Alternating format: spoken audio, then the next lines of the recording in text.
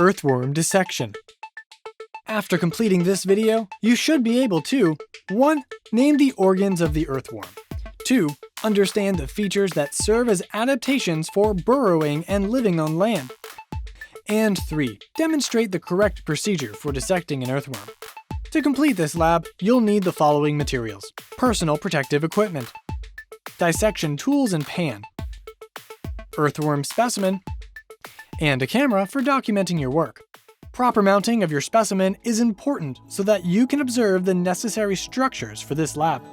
To properly mount your earthworm, first stretch it out diagonally in the dissection pan. Place the dorsal side up. This should be the dark side.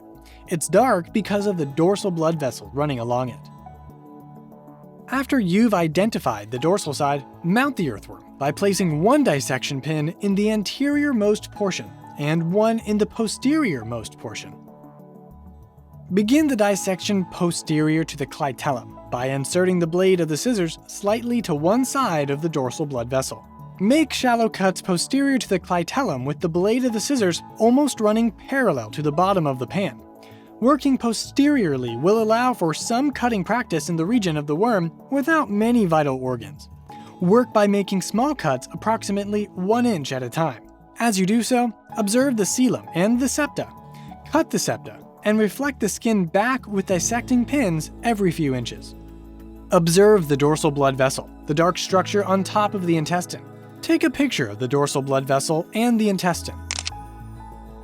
Before cutting the anterior region of the earthworm, observe the cuticle around the region. This will be a thin, transparent-like material. It may almost resemble plastic wrap.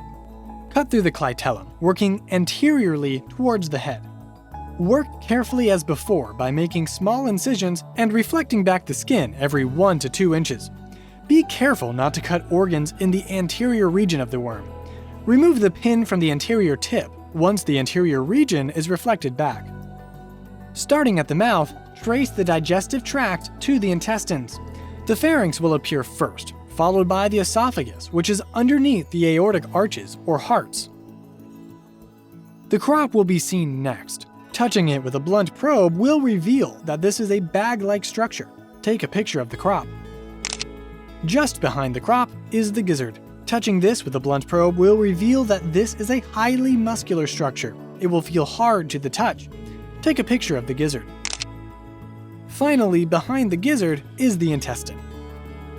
Observe the seminal vesicles and the seminal receptacles found anterior to them. Take a picture of the seminal vesicles. If the seminal vesicles are removed or pushed aside, the aortic arches can be seen. These should appear as small black structures. Take a picture of the seminal vesicles and the aortic arches. Attempt to locate the brain. Underneath the digestive tract, there should be a thin white fiber that connects to the brain. This is the ventral nerve cord. Running parallel to it will be the ventral blood vessel. Take a picture of the brain.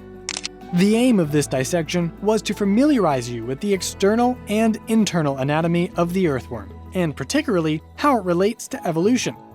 The earthworm has bilateral symmetry and accompanying cephalization, a coelom, and hydrostatic skeleton for movement, 3 germ layers, ectoderm, endoderm, and mesoderm, and a complete gastrointestinal tract. In addition, you should have a better understanding of the techniques used for dissecting this organism and the landmarks that will guide you.